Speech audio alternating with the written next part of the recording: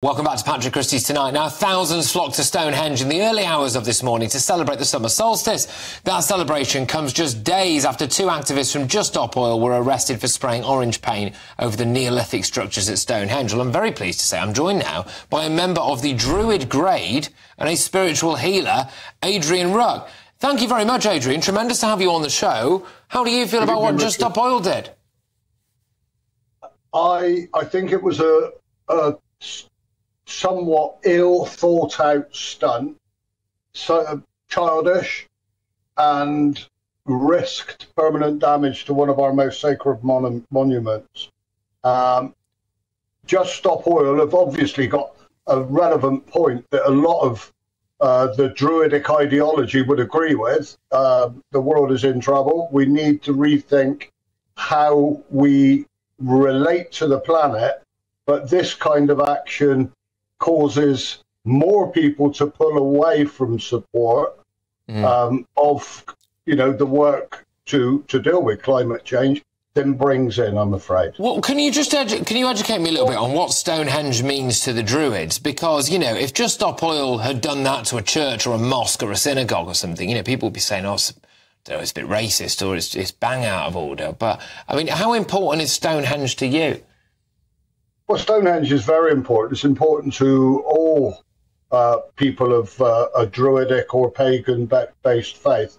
It's our greatest ancient temple. That said, Richard, it's not the only temple in the UK, and people celebrated solstice last night in different stone circles all the way across the land and on hilltops and different venues. Stonehenge has a particular significance. It's in our subconscious, it's there, it's magnificent. And of course, it links us back to a past. It's a time clock. It brings in the solstice, marks the wheel of the year. And the people I've spoken to were genuinely upset. And a lot of those people would be, I think, certainly on the side of the ideology around climate change, and that something has to be done. We can't ignore it. And what would your message be? What is the kind of Druid message to Just Stop Oil now, really? Well, they need to rethink some of their ways of trying to draw attention to what is a global crisis. And replan their protest that actually brings the general public behind them rather than isolates them and pushes them away. I don't know, are things like curses a thing in the Druid Grade? No, we don't do things like that. Druidry is a nature-based spiritual tradition. It encourages us to foster a relationship with the land and deepen our relationship with the land. We come from the land. In a way, Just Stop Oil have literally attacked one of the most important sites to a group of people who conceivably, on paper, would be the most sympathetic to Just Stop Oil. They have. You're right. You're spot on. And so, really, they've shot themselves in the foot. So it's very counterproductive, unfortunately, for them.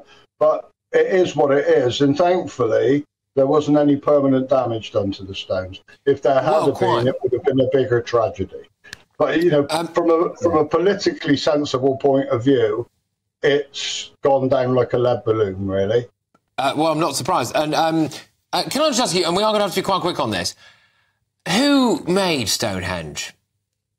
Well, Stonehenge was made,